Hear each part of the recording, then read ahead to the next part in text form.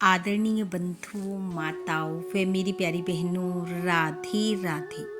आप सभी का हमारे YouTube चैनल जीवन की धारा पर बहुत बहुत स्वागत है। बंधुओं, आज हम इस वीडियो में सुखी अमावस्या की कथा कहानी सुनेंगे, जिसे सुनने सुनाने से भगवान शिव व माता पार्वती की कृपा से समय सुख में व खुशहाली भरा होता है।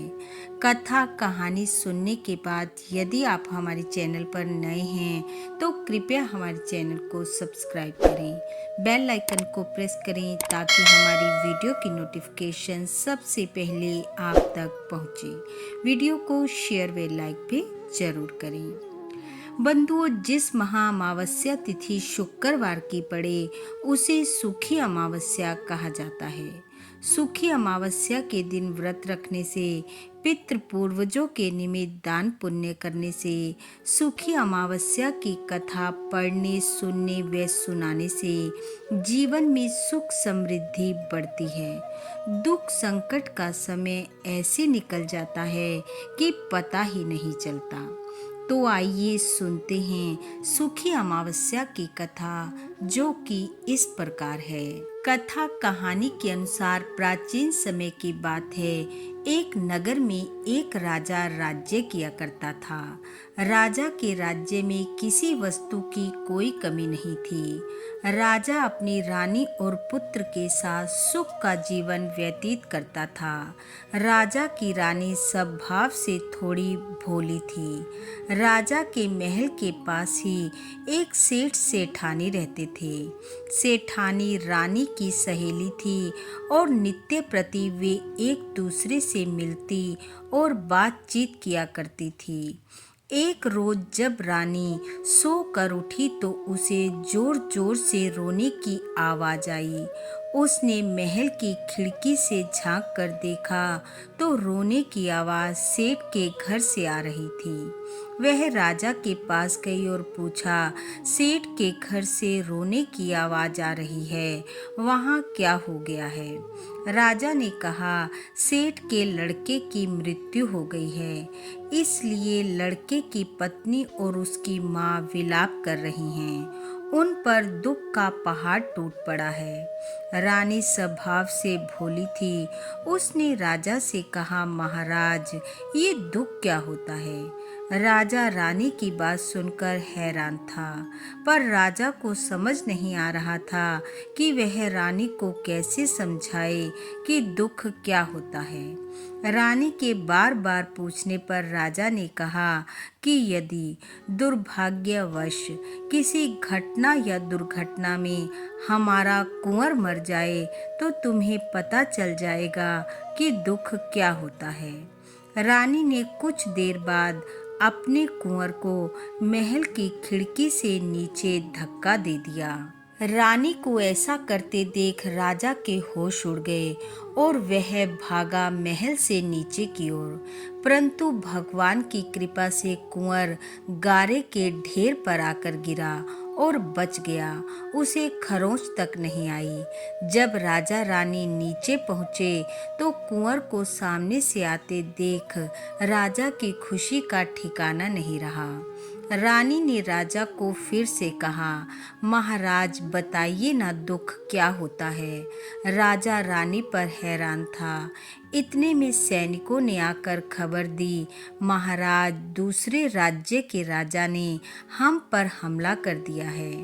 यह सुन राजा ने रानी से कहा, अब मैं युद्ध पर जा रहा हूँ और यदि मेरे मरने का समाचार तुम्हें मिलेगा तो तुम समझ जाओगी कि दुख क्या होता है।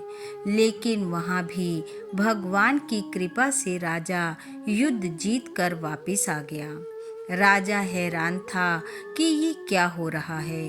कैसे दुख संकट आने पर भी वह हमें छू भी नहीं रहा और निकल जाता है।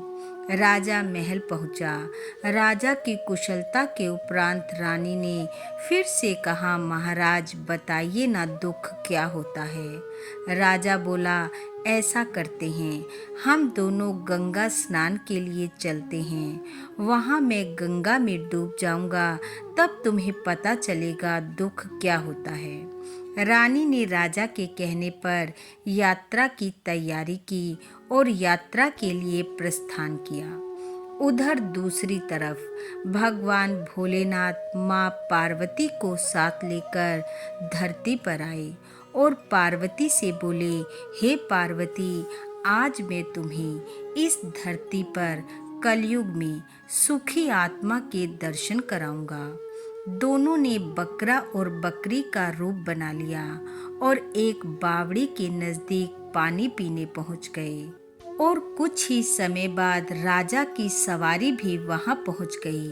पानी की बावड़ी और सुंदर छायादार वृक्ष देखकर रानी ने कहा, हम कुछ देर यहाँ विश्राम करते हैं। विश्राम करने के बाद राजा बावड़ी में से जल लेने गया। रानी भी इधर उधर टहलने लगी और टहलते टहलते वह बकरा और बकरी के रूप में उपस्थित भगवान शिव व माँ पार्वती के पास पहुंच गई। वो दोनों आपस में बात कर रहे थे।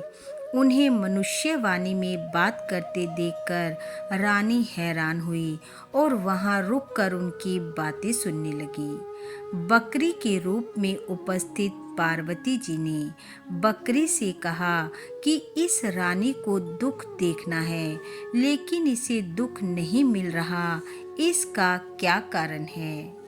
तब बकरे के रूप में उपस्थित भोलेनाथ ने कहा, हे पार्वती, इस रानी ने पिछले जन्म में सुखी अमावस्या का व्रत किया था, अपने पितरों के निमित्त दान पुण्य किया था, जिसके प्रभाव के कारण दुख बार बार इसके पास आकर भी निकल जाता है। तुम देखना, ये राजा गंगा में भी नहीं मरेगा। उनकी बातें सुनकर रानी हैरान थी। वो वापस राजा के पास आई और उसने सारी बात राजा को बताई। तब राजा रानी प्रसन्नता पूर्वक गंगा स्नान को गए, खुशी खुशी स्नान दान किया और फिर अपने राज्य में वापस लौटकर यह घोषणा करवा दी कि हर कोई सुखी अमावस्या का व्रत करेगा, कथा कहानी को सुनेगा, पितरों के निमित्त दान पुण्य करेगा। राजा और रानी ने अब हर अमावस्या को व्रत वे दान पुण्य के कार्य करने शुरू कर दिए, जिसके प्रभाव से वे दोनों सब सुखों को भोगते हुए अंत में शिव लोक को गए।